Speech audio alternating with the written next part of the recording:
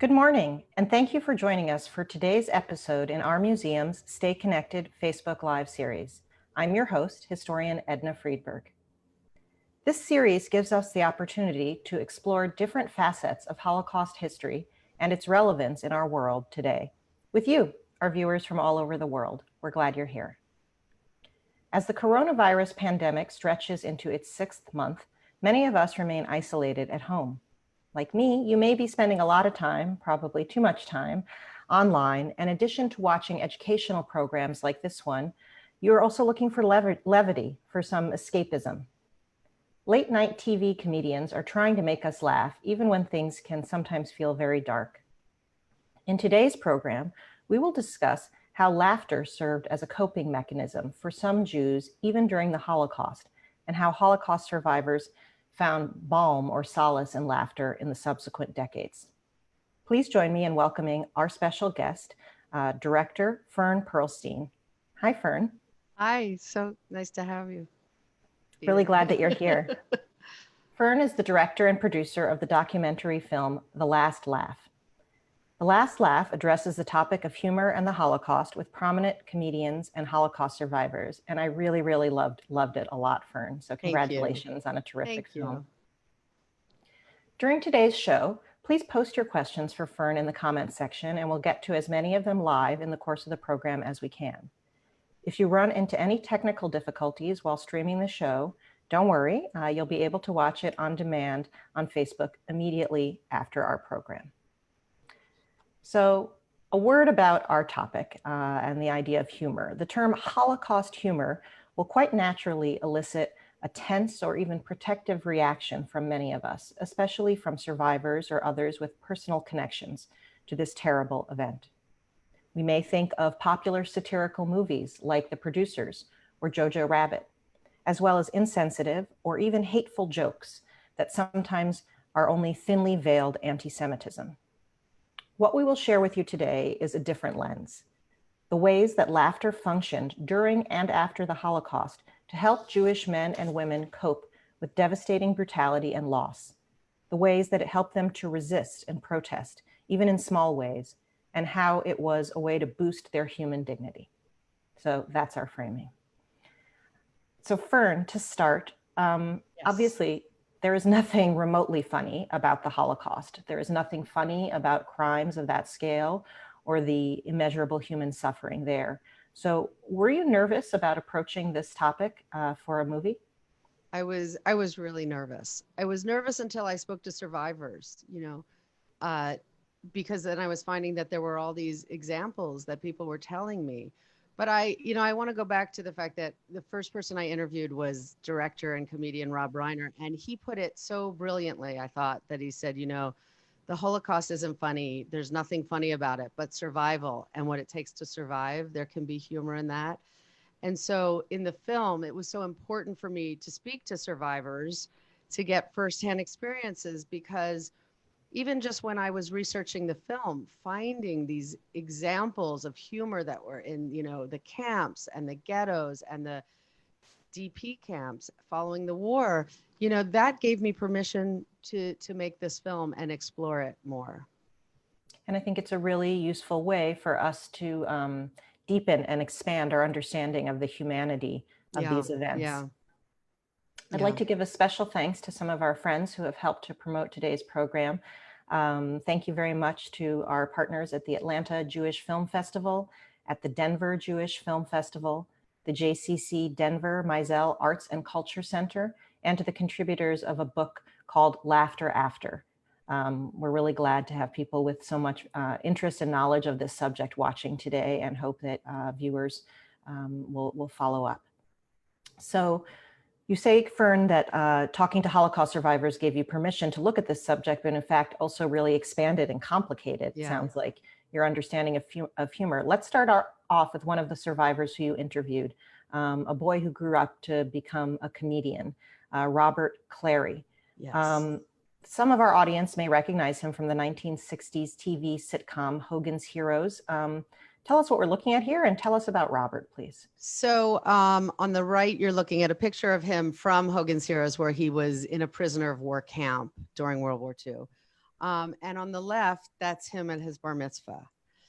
So, you know, he was, okay, so in that photo, he's 13. He was performing in France where he lived since he was 12. He was always, you know, a singing, you know, sing, dance, entertain. And actually, you know, he talks about that, you know, when he was deported, that, you know, singing, dancing, clowning around is what helped him survive. It got him noticed. You know, guards sort of gave him a pass. You know, there were several camps where he actually did singing and dancing for the prisoners, and they, you know, that was very, you know, that was a salve for them, which then was a salve for him, knowing he was bringing joy to so many people. So, and he was deported at age 16 to the Auschwitz concentration camp complex, right. along with 12 family members. He was the only one of his family who survived. Right. He ultimately endured imprisonment in 4 concentration camps before finally being liberated at Buchenwald. And I was struck in the film, comedian Carl Reiner, Rob's father, right. Said when describing Robert Clary, who, if I understand correctly, they were good friends, he said, people are consistent. And if you were funny before the camps, you'll be funny during the camps, and you'll be funny after the camps. That's right. That's right. I mean, I spoke to a number of, you know, survivors and children of survivors who told me that same sentiment, you know, that, you know, it's hard looking back and seeing, you know, what we know of that history and imagining that anybody could have a moment where they might laugh or feel something like that. But, you know, they were living in their moment. And when as you know, Renee, who we'll talk about later, said, you know, when something is funny, you laugh, and, you know, it's a natural reaction, and you even laughed then. I think that's really important. It's something I think about regularly as a Holocaust educator, when, especially if young people say, you know, why didn't the Jews fill in the blank? Why didn't they leave? Why didn't they fight back? Whatever the question is, that you can't just lump everyone together, that people bring right. their personality, their full body of life experience to this nightmare situation. And that affects how they frame it. It affects how they respond. Yeah, so. That's exactly right. Like to say good morning, or actually it may not be morning where they are, but greetings to our international audience for joining us from India, Ecuador, the Philippines. Hello to you in Israel, Nicaragua, the United Kingdom, Brazil, and Ireland. We're really glad to have you here. So Ferne, obviously, yes.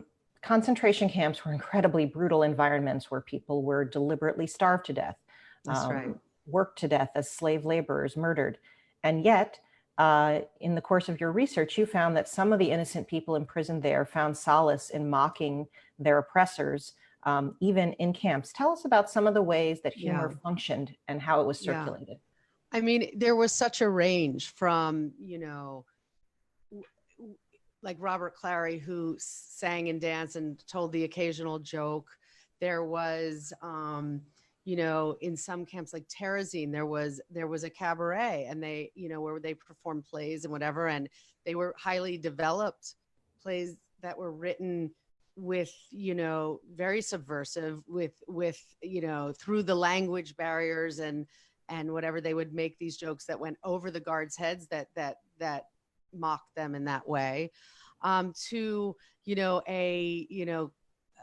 I spoke to a survivor in San Francisco who told me that he literally used the word, he was an MC now it wasn't a comedy show as we would know it, but they were telling jokes behind the male barracks at Auschwitz, and not subversive in the same way. This was something that just, you know, was a release valve more. And they would tell jokes. And he even said to me, they were like mother-in-law jokes. There was no, you know, making fun of guards or anything. And in some of these situations, the guards, of course, knew about it. Sometimes the guards forced them to perform for them because, as Robert Clary put it, you know, maybe they were so tired of hitting us and killing us and being horrible all the time that they needed a release too.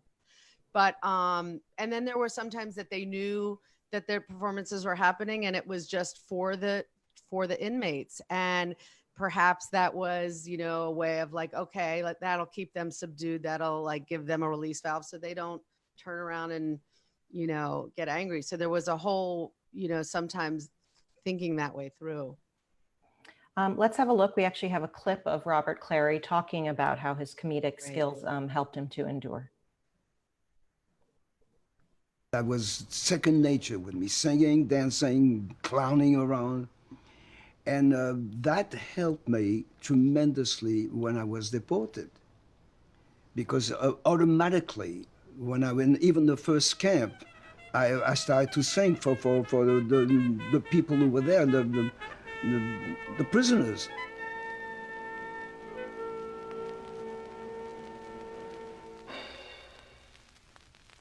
For the 10 minutes that I worked, or 15 minutes that I sang, they forgot what they were, and that was the most important thing. And that's what made me being alive. Yeah.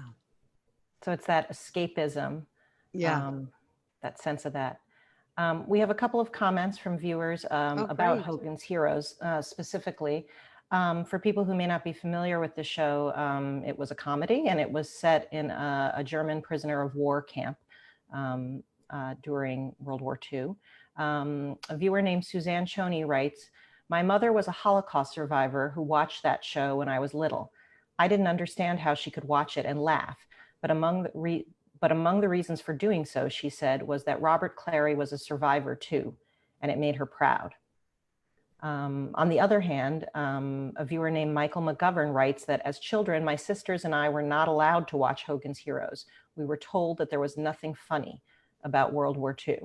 How do these opposing points of view resonate with the things that you heard in the course of your work? Ferne? Well, you know, it's interesting because, you know, you can't be around Robert Clary in a public place without fans constantly coming up to him and of all ages, you know, talking about Hogan's Heroes and how much they love it. But they also ask him that all the time. Like, how could you have been in Hogan's Heroes, you know, about a concentration camp? And he's very definitive that this was not a concentration camp. It was a prisoner of war camp. And, you know, it is not the same thing. So I think that that is something that he's had to talk about. But, you know, the fact is that, and he will say this too, people need to laugh. People need, it's part of healing, you know, or in the moments during the camps, it was, I mean, it's not full healing, but it's a moment of reprise. So, you know, I think that, you know, that's a subject he was sensitive about. And I think a lot of people are sensitive about it. I think the target of the joke also matters a great deal. I mean, Absolutely. You mentioned about prisoners telling mother-in-law jokes, things that make them feel, excuse me, just like themselves, even for a few seconds. And I'm remembering I've seen jokes were also told among ordinary people who were imprisoned in ghettos in occupied Poland. Right. I think they would fall into the category of what we'd call gallows humor. Gallows being the place, a place of execution. And this is grim or ironic humor in a desperate situation. I'll share one joke actually that I know circulated in the Warsaw Ghetto. We have records of it from a secret archive that was kept in the Warsaw Ghetto. It goes something like this. A teacher asks his student, "Tell me, Moishe, what would you like to be if you were Hitler's son?" And the student replies, "An orphan." So, you know, it's a small way of taking back some feeling of control or power. Yeah. Or like, you know, it's a small rebellion in itself. Yeah, really well put. We'd like to also say good morning to viewers here in the United States. Hello to Eloise from Brooklyn. Good morning to viewers in Ohio, Saratoga, New York, Goldsboro, North Carolina. Hello to Chicago, New Jersey, Minnesota, Omaha, Nebraska. Good morning to my neighbors in Bethesda, Maryland, down south in Georgia, Tallahassee, Florida, Miami, New York City, where Ferne lives, Charleston, South Carolina, Pompano Beach, Reno, Nevada, Pennsylvania, Tennessee. We are so glad to have you here watching from San Diego, California, here in DC, Madison, Wisconsin, Boston, Philadelphia. We have a lot of people here today. Hello to Pittsburgh, Connecticut, Minnesota, Indiana, Seattle, Iowa, Silver Spring, Maryland. And last but not least, hello to you in Port Huron, Michigan, New Hampshire, Harrisburg, Pennsylvania, Naperville, Illinois, and Boynton Beach, Florida. Really a nice crowd with us today. Wow. Ferne. Yes. Amazing. So we had just seen, and you were talking about the different ways that prisoners might have told jokes. Some of them, they were telling them for their own benefit, but there were also very rarely, but people might not be aware, less common, more formal performances. Could you tell us a little about that, please? Yeah, well, so as I had said, they, there were cabarets in Terezin, which was a concentration camp ghetto, I believe. And, I believe that came about because there were so many well-known, famous Czech, musicians and, actors and cabaret actors. And so it was encouraged for them to, use their art. But then it was used against them because it was, while the prisoners were making these amazing plays and cabarets, they were also used as propaganda, but maybe I'm getting ahead of ourselves. No, I don't think so. Okay. I think that's where our conversation goes. Okay. We could actually go ahead. Well, I know that we have a little bit of footage and we can talk about that afterwards. Yeah, so why don't we have a look at a video interview with one of the performers from Theresienstadt, Zdenka Fandlova. I was in the cabaret, and it was very funny, very witty. Of course, people were laughing. People were laughing and talking about it next morning, and how did you like so-and-so? Of course, we imagine that we live in a normal time. There was a song which we have adopted as our anthem. It went something like, let's join hands, we shall overcome. When the tyranny ends, we shall all dance on the ruins of Terezin. Well, sadly, very few would have been able to do so. Všechno jde, když se chce, za ruce se vezmeme, navzdor kruté době humor v srdci máme. So Ferne, how do we have this footage? Who took it and why? So, this footage exists. In fact, there's not a lot of footage that exists from what Zdenka is talking about. That happens to be footage from transit camp Westerbork, which I believe is in the Netherlands. Correct. And, but this was propaganda footage. It was purposely filmed to show the world, hey, look, the Jews aren't being treated as badly as you think, or they're not being, look, they're not starving. They're not being abused. But of course, what you don't see is many of those performers on the next day would be sent to a death camp. Some of them didn't survive another week. So, they were being used in many ways. So, it's a very tricky thing, but obviously there's not a lot of documented humor from, Jewish people. So you don't really see a lot of this stuff, only some photographs like we've seen.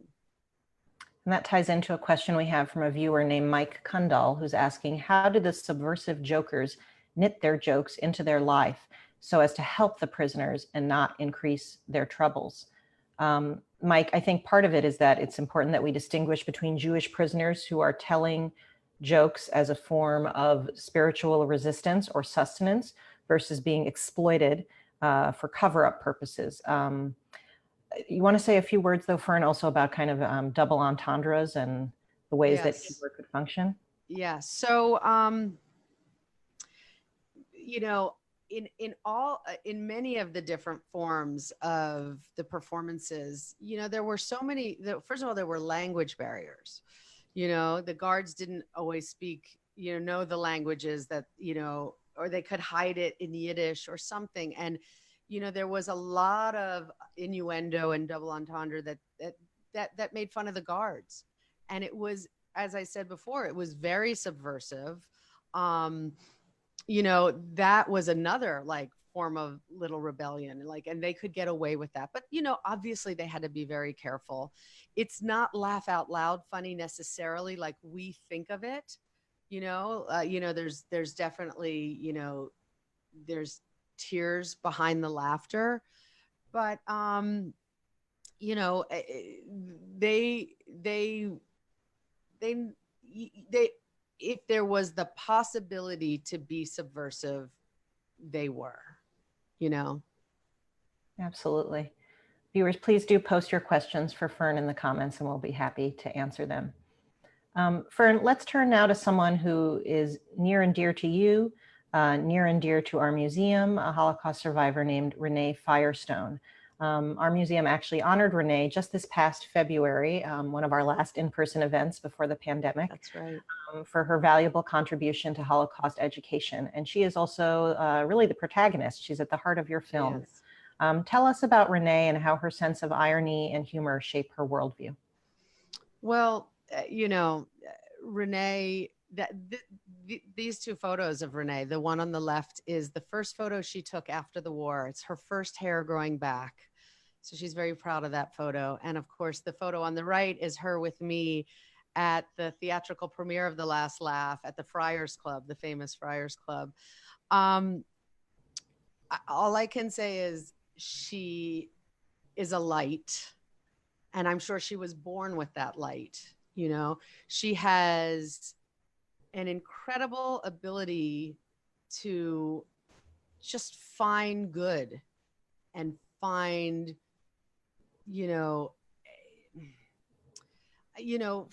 find the, try to find joy despite all of the hardship.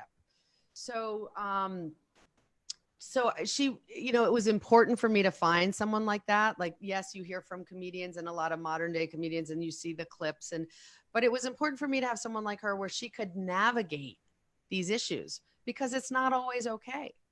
And, in a nightclub where you're telling a joke to somebody, about the Holocaust, to a lot of people that, are your age and look like you, whatever. But, in the film, we have her watching those jokes, so we can see it through her eyes. And you see, like, there were young people when I showed early cuts of the film, and they would say, oh, take out the part where she, is watching and she says, that's not funny.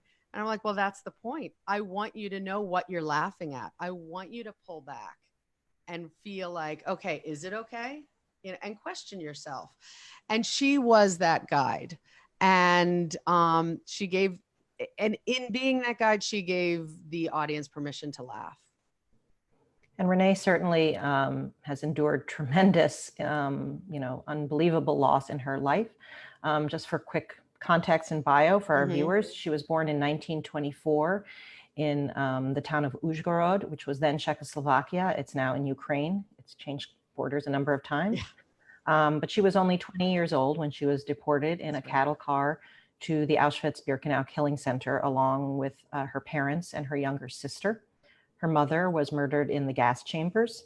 Her sister Clara, she learned later, underwent medical experiments, cruel medical experiments, and later was shot at age 16. Renee herself, after surviving 13 months in Auschwitz and a death march, she was reunited with her brother and father, but her father died soon afterwards of tuberculosis. So loss upon loss upon loss. And yet she's a person with laughter. What stories did Renee share with you about laughter, first of all, during those years of suffering and pain? Well, it's interesting because when I first approached her, I mean, she has such a good sense of humor that, immediately she engaged with me, but she also thought I was crazy, and it wasn't until she sort of looked back and thought about it. And she said, well, I can look back and think, oh, wow, how absurd, how ironic that story was. But then as time went on, she continued to remember things like, for instance, she and her friends would have these recipe exchanges. They would create these recipes and compare it and even start to like fight, like my recipe in their heads, in their heads, in the place of starvation. Yeah. Yes. But like, talking to each other, and they would make each other laugh, like whose recipe was better than, imagining their recipes were better.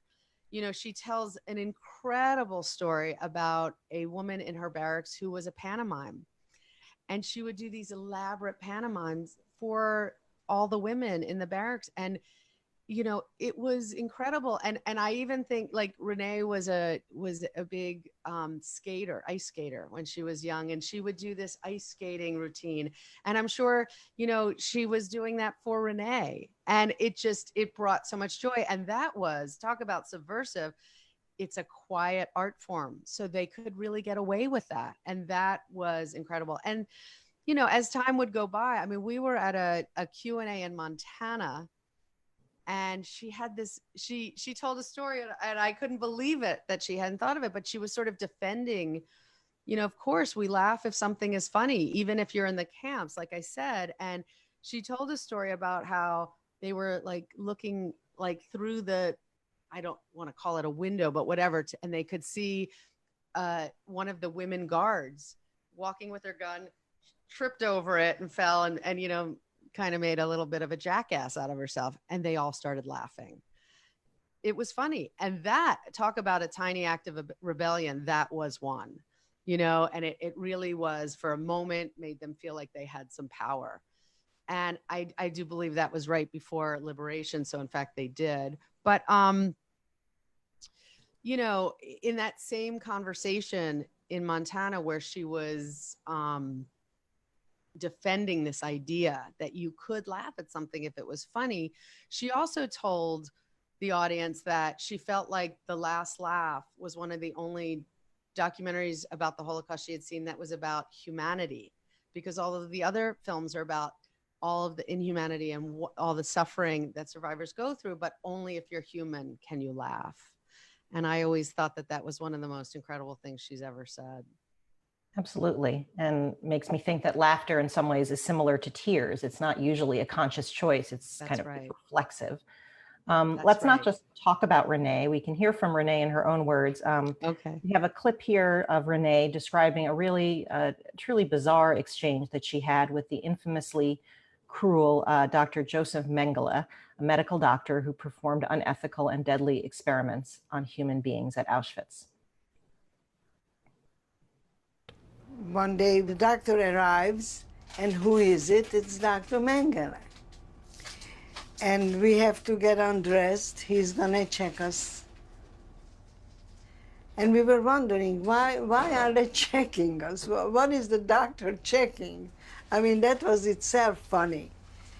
But I come in front of him, and he puts his hand on my shoulder, and he says to me in German, "Genug Speck noch." There is still enough fat. And then he says to me, "If you survive this war," he says, "you better have your tonsils removed. You have big tonsils." So, at that time I was thinking, is he insane? I mean, tomorrow I may die. I'm worried about my tonsils. But when I came back, when I survived and came back and I thought about it, what he said, it was funny. I'm struck watching that also, not only Renee, but watching her daughter in the background, who's just kind of going about her business, preparing the food. Clearly, this is not the first time she's heard the story, but also that there is an intimacy to the horrors, and that also gives permission to laugh at it. Yeah. I mean, some may hear the same story and not find any humor in it at all. Tell us about a discussion that you captured, in fact, between Renee and another Holocaust survivor, a woman named Renee Gross. Sure. I'm going to back up a little bit. I think that, you see someone like Renee, but that she is not the norm, or she is not every survivor. Not everybody could, experience that, find that same gallows humor, as you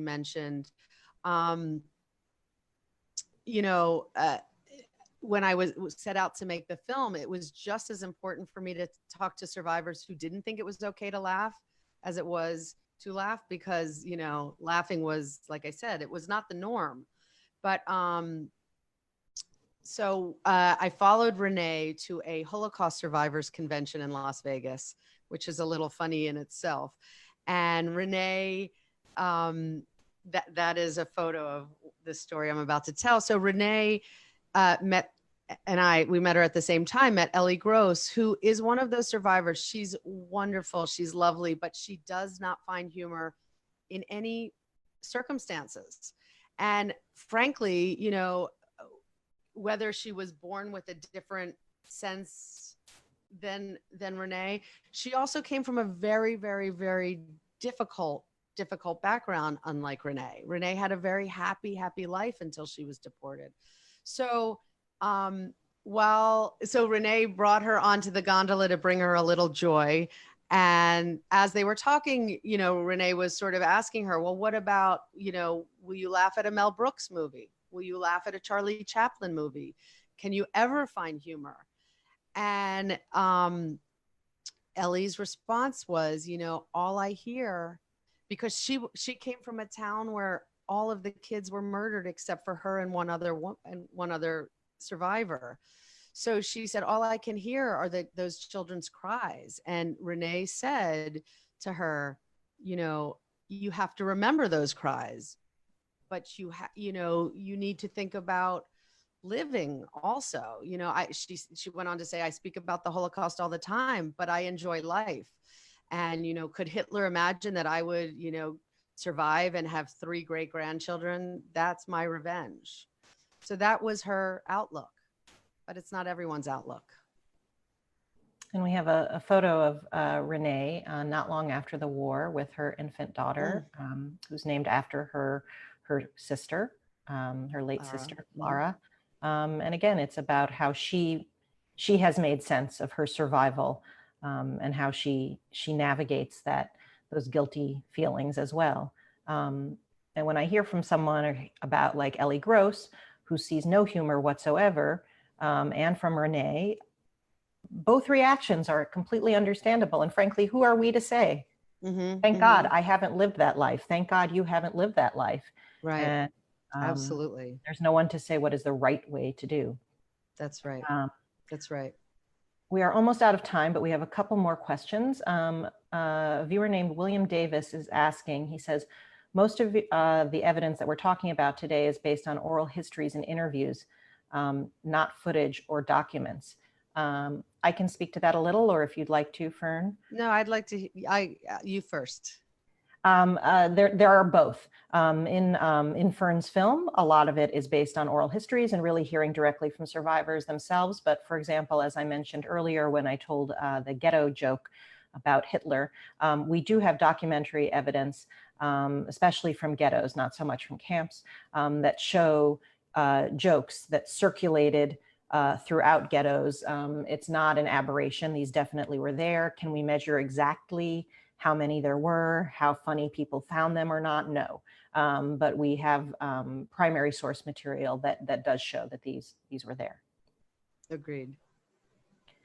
I guess as a sort of final question, Ferne, survivors obviously have a moral authority that none of us does to see, you know, what passes a smell test for them, if anything. But to take it to today, it's not only what they laughed at or didn't during the war, but it's a point of pain and even running the risk of trivialization when comedians now use Holocaust material as a subject for jokes.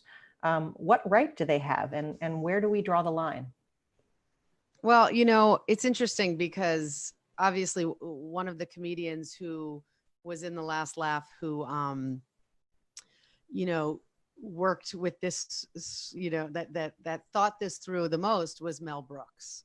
I mean, you can see him right there. He is describing a story of him telling, like, imitating and mocking Hitler a few years after the war in the Catskills. So, you know, one of the big surprises in the film for me was, and for audiences everywhere, someone like Mel Brooks, who is not afraid to go anywhere, he draws a distinct line. You can make fun of the SS, you can make fun of the Nazis, you can make fun of Hitler, but you cannot make fun of the camps or the victims and the survivors. So, you know, so it's very true. In the wrong hands, these jokes can be very dangerous. You know, Renee gave us permission to laugh in The Last Laugh, but what happens when all the survivors are gone? Who's going to give us permission then? That's the question. I think you've given us a lot of food for thought here today, Ferne. I really enjoyed speaking with you. So thank you. Thank you so much for joining us. I do just want to add one thing that, you know, again, a film like this, you need a lot of permission. It is a very delicate topic. And we start the film with a quote that I find very fitting, which by Heinrich Mann, that is, whoever has cried enough laughs. And I just think it's part of the human experience. I think that is a fitting epitaph for this. For viewers who are curious to hear more from Robert Clary and Renee Firestone, we'll be posting links to some oral histories conducted with them in the comments section.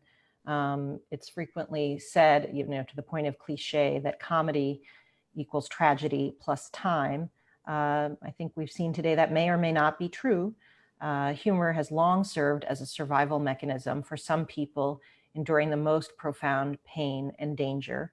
I hope that today we've left you with a more nuanced understanding of what can make laughter cathartic and when it can cross a line into disrespect or trivialization. A really complex topic, and one that is as much about human psychology as anything else. Thank you for joining us. We hope to see you for our next Stay Connected Facebook Live program, which will be on Wednesday, August 26th at 9:30 a.m. here in the eastern part of the United States. Our topic will be the Nazi Olympics, how Black and Jewish athletes defied the so-called master race. Though this year's Olympics have been delayed until next summer, we hope that you will come to hear a discussion about the challenges faced by African-American Jewish athletes in the lead up to the 1936 Berlin Olympic Games. Until then, be safe and well wherever you are. Bye-bye.